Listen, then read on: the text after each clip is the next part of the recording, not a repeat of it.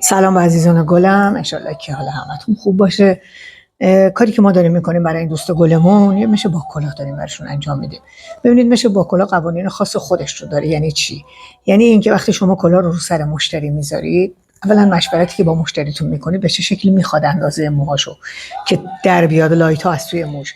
اگر خیلی پر بخواد، خب شما میاد این سوراخ ها رو نزدیک به هم در میارید. اگر قرار باشه که با فاصله بخواد، یعنی کم باشه، 1/3 موهاشون بخواد لایت بشه، شما یکی در میون در میارید، 2 تا در میون در میارید. و حتما هم سعی کنید که به شکلی که قلاب رو میندازید توی کلاه مستقیم وارد نکنید که ضربه بخوره به سر مشتری و دردش بیاد. این کلاه هم که خب میدونید کلاهای ژله‌ایه و اصلا درد نداره اگر به طور اصول صحیح در بیارید.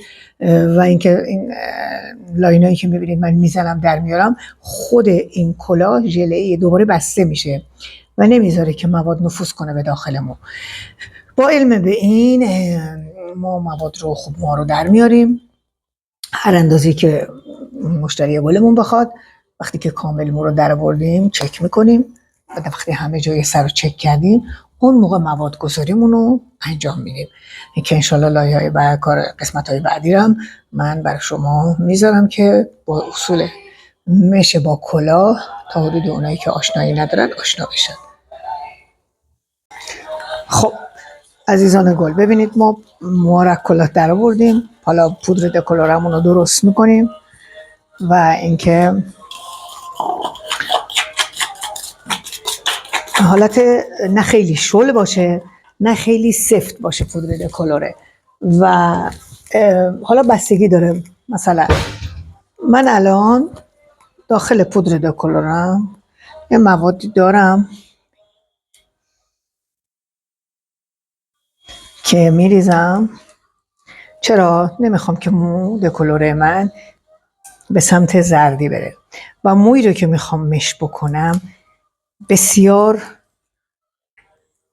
موی رنگ شده سالیان سال مشکیه و مطمئناً هم دیر رنگ باز خواهد کرد، ولی خب چاره ای نیست، ما میریم جلو. برای سلامت موام که به قول معروف حفظ بشه و اذیت نشه، شما باید مدام مو رو کنترل بکنید و این نباشه که مواد گذاری میکنید همینجور مواد رو بذارید بمونه تا رنگ باز کنه. نه، ممکنه نیاز باشه من این مو رو 2 بار شاید 3 بار، اگر مو به من این اجازه رو بده که من روش بتونم مانور بدم و مقاومت داشته باشه، من شارژش بکنم. حالا الان میرم که مواد گذاریمم انجام بدم.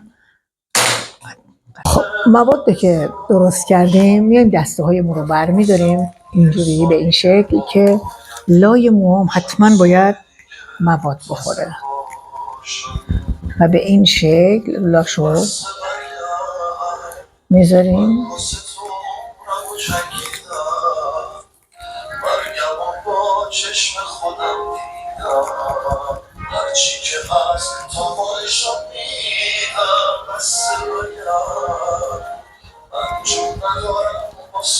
و به همین شکل کل سر رو مواد گذاری میکنیم.